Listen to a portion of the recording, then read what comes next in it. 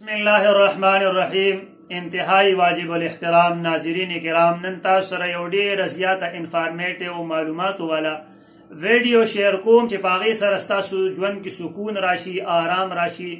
ज़लम मुतमईन शी और द अल्लाह जल्ल जलालुहु प निअमतुन द शुक्री तौफीक मिलवशी। दुनिया की दो किस्म खलक उसीगी, यो दीनदारान खलक दी, यो दुनियादार खलक दी। दक्का चिकम दीनदार खलक दी बानी मुसीबत राजी, दुनियादार बानी मुसीबत राजी। खुदवाड़ो बानी द मुसीबत दरातलो नपस चिकम रिजल्ट वापस राजी अगा मुख्तलिफ थे। दीनदार कस बांधे कला या मुसीबत रागे, आफत रागे, तकलीफ रागे, नो दे पदक का वक्त की द अल्लाह जल्ल जलालुहु शुक्रिया अदा की, पागे बाने सबर इख्तियार की। द्वेम तरफ द चिकम दुनियादार सड़े दे अगा बांधे कला तकलीफ राशि, नो दागा बचाओ बांधे द नाशुक्र अल्फाज शुरू शी और दागा पजलो की नाउमीदी और मायूसी पैदा शी। दीनदार इंसान दे द अल्लाह जल्ल जलालुहु प निअमतुन बाने नजर साथी देवी चे गोरा अल्लाह तुम ढेर निअमतुन राकड़ी दी, क प यौ वक्त के द अल्लाह जल्ल जलालुहु यौ निअमत कमे राशि नु स खबर दा पदी माने तासो ते ढेर नाशना वाक़या द लुकमान हकीम से बयान कम। लुकमान हकीम से दा यौ ढेर ज्यादा हिकमत वाला शख्सियत ते कुरान पाक के रद बनूम बाने सूरे लुकमान बाकायदा से कर दे। दा ढेर ज्यादा मेचेवर हो, होशियार, अकलमंद, पोहो और दा यौ गुलाम हो, खुडीर जहीन हो। द कम कस चे गुलाम हो अगर पता वा चे दा ढेर जहीन और फतीन इंसान ने नगब किस्म किस्म खुराकुन राड़ल और दे खपल गुलाम लुकमान हकीम लगे वरकुल पखपल लास पे कटकुल और तैयारुल यौ पेरे दगा मालिक द पारे खरबूजा कटकड़ा अग खरबूजे द मख तकी खुदा द ची कला खोड़ा खोड़ा खोड़ा आखिर की यौ पड़ाए पाते शुआ मालिक रावे गए उच्च तकड़ा चिसंगे तेचक उवा हो वी खोड़ा अगर दुम रजिया तरखा जहर बचे दागा जवाब आने तस्फाल रो खातिर जख्मी शुआ जबा वर्तो चे लुकमान हकीम अजीब कार देव को पकार दार चे तरखवा जहर न मात बदे वेलु न बदे खोड़ा। लुकमान हकीम से नाशना द शुक्रिये जवाब वर गई वर्तो चे हजरत चे तुमरा वक्त लजीज खुराकुन रा बांधे कोल नुमागन को नो कचर तक यौ टेम तरखा इंदवाना तरखा खरबूजा मिलाओ शुआ स खबर दा खैर दे जबे उखरम और माता शर्म राजी पदी खबर बाने चेसता तवाम ची दा खरबूजा और दा इंदवाना दा तरखा दा नखरम दे दवजी यौ बुजुर्ग दे आ कजा कम ची दा डाकवानी दे राटिंग को निम डाकवान वही ची दा न मराए कटको निम वही ची न लास पति कटकू फैसला बदी खबर हो लास पति कटकू दा बुजुर्ग हुई अल्हम्दुलिल्लाह दा टोल हैरान शू डाकवान अलग अल्हम्दुलिल्लाह पसमाने हुए वही अल्हम्दुलिल्लाह में जगवी चेतासु अवल जमाना सर कटकू उस तरह लास कटकुई नो कम अज कम सर खुबा में बची दी तो वही शुक्रिया आबदो या नाम बाने दिमश की ओ बुजुर्गो दद सुतले कपड़े चोली भी द बोझे कपड़े चोली भी औ बजब बाने वे सुबहान अल्लाह अल्हम्दुलिल्लाह अल्लाहु अकबर ला इलाहा इल्लल्लाह जिक्र अस्कार को दक जय के सकसान मखिल रागल लगई तपोस गई चिदा दुमर सना सिफत दा अल्लाह जल्ल जलालुहु बयाने नो तवन दा अल्लाह निअमतुन सदी देवर द जवाब की नाशना खबर कई चे अवलने निअमत दा चीज मुसलमानियम द्वेम निअमत दा चीज दा मुहम्मदुर रसूलुल्लाह तोलु व सल्लल्लाहु अलैहि वसल्लम दा उम्मतियम और द्वेम निअमत दा चे अल्लाह मा ता सेहत रा करे दे सलोरम निअमत दा चे सब बचाव बांधी जिक्र अस्कार कुम अल्लाह यादुम और बल निअमत दा चे अल्लाह जल्ल जलालुहु सद मुर्दारी दुनिया न महफूज सातलयम द आखिरत फिक्र रा सर पैदा कर दे दी दो उसवई दा अल्लाह शुक्रिया दी द गुरी चे समादा कपड़े द सुतलाई दी द गुरी चे खलक नाशना नाशना कपड़े चे किस्म किस्म जामिए चे खलक सर प्लाने प्लाने निअमत ते ना दी द गुरी चे सद मुसलमानियम दी द गुरी ज नबी अलैहि सलाम उम्मतियम दी द गुरी चे समा बचाव बाने द अल्लाह जिक्र दे दी द गुरी चे दुनिया न लरियम दी द गुरी चे सेहत मनियम। हजरत उमर रजी अल्लाह तआला अन्हु यो पेरा द सहाबा सर और दोस्तान सर पे बाजार तेरे दो अलदगियो गति दे यो कस्ते स्तरगु बांधे उड़ुंदे वगुनु बांधे औरिना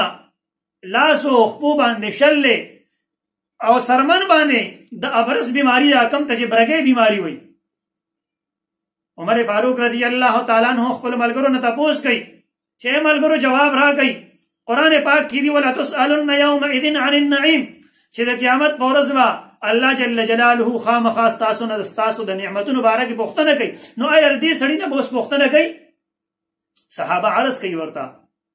ای امیر المؤمنین دنه به الله جل جلاله پوښتنه نه کوي ځکه د سره څه نعمت دی؟ سترګو باندې معذوره دی،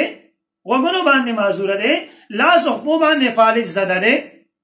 چمړه هم خرابه ده. نو الله بری تپوس د څه شي کوي؟ عمر فاروق رضی الله عنه ناشنا جواب ورکوي چې تپوس به ترې دا کوي چې خوراک خودی کولی شو، باتروم خودی اټینډ کولی شو، دا هم نعمتونه دي. او په دې باندې یو ناشنا واقع بله ده، خو بیا به درته چې ته ذکر کوم. نو به هر حال شیخ سعدي رحمهم الله دا هم یو ډېر لوی پای بزرګ دی. یو پیره په لاره باندې روان دی او سخته ګرمي ده، خپې سوځي، چپلې نشته، پیزارې نشته. زړه کې داسې یو وسوسه راغله چې وګوره خلکو کم پیزارونه استعمالوي او زه د الله دومره لوی ولي،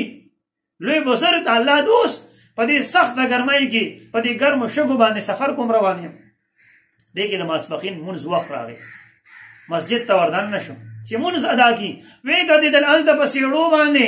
یو کس ناست دی، د هغه مکمل خپې نشته دی.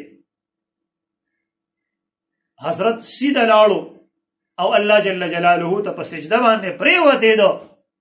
او شکریه ادا کړه، یا الله شکر دې پیزار خو مې نشته خو خپې خو مې شته دی که نه. دا د بزرګانو نظر درته ښیم.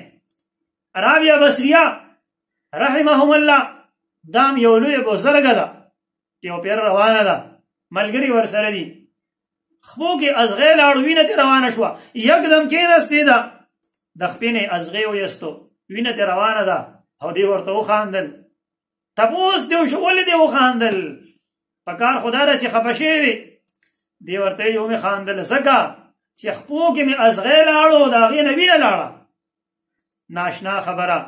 د هغوی په ذهن کې احادیث مبارکه و. جناب محمد رسول الله صلی الله علیه وسلم فرمای چې کله یو مؤمن مسلمان ته تکلیف ورسېدو تر دې پورې که د په خپې کې یو ازغې لاړو، د هغې یو بدله کې الله جل جلاله دته ګناهونه معاف کوي. او یو حدیث مبارک کې نبی علیه الصلاة والسلام فرمای چې تکلیف سره داسې ګناهونه معاف کیږي لکه څنګه چې وچه ونه وي ډکې وي او د هغې نه دا پاڼې راغورځېږي،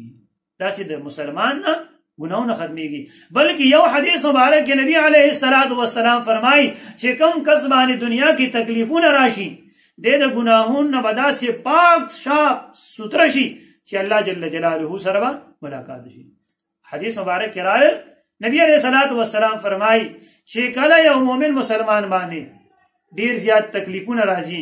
د تکلیفونو بدله کې ګناهونه معاف کیږي تر دې حده پورې چې الله جل جلاله سره به داسې ملاقات وکړي لکه چې دی به د ګناهونو مکمل پاک وي. بلکې یو حدیث مبارک کې دا هم راغلی دی، نبی علیه الصلاة والسلام فرمای چې چاته الله جل جلاله د خیر اراده وکړي نو د باندې تکلیف راولي. اوس نن محترمو موږ باندې تکلیف راشي، موږ کې ناامیدي پیدا شي، مایوسي پیدا شي، زړه ته خفګان راشي، بلډ پریشر مو اوچت شي،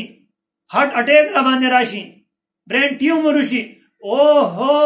تکلیف پرېږده، تکلیف دا تکلیف په تا باندې راځي خو د دې تکلیف په بدله کې تا ته ګناهونه معاف کیږي. نو لہذا نن نه پس چې کلم در باندې څه مصیبت راغی، کلم در باندې څه خفګان راغی، څه پریشانی راغله، څه ټینشن راغی، څه ډپریشن راغی، نو په دغه وخت کې د الله جل جلاله شکریه ادا کا چې یا الله شکر دی ستا د طرف نه ما باندې یو بیماری راغله، ستا د طرف نه ما باندې یو مصیبت راغی، یو تکلیف راغی، الله زه پې صبر کوم. بیا قرآن پاک کې راځي وبشر الصابرین چې کم خلق صبر کوي دی ته خوشخبری ورکا، دی ته زیری ورکا، دا خو کامیاب خلق دي. الذين اذا اصابتهم مصیبه قالوا انا لله وانا الیه راجعون. کله چې دی باندې مصیبت راغی نو دی څه وایي چې موږ د الله یو، الله طرف ته ور روان یو. نو معلومه دا شوه چې د الله په نعمتونو باندې نظر ساتل پکار دي او کله کمې کوتاهی راشي هغې ته مه ګوره، را دي شي یو څیز دې کم شي یو سیز دی ختم شي خبره نه ده ډیر نعمتونه خو درته ملاو دي سترګې د کار کوي دماغ د کار کوي غوږونه د کار کوي ژبه د کار کوي لاس د کار کوي خپې د کار کوي دنه څومره هزارها نعمتونه دي هغه ټول کار کوي نو په دې باندې د الله شکریه پکار ده الله جل جلاله دې موږ ته په خپلو نعمتونو د شکریې توفیق را نصیب کړي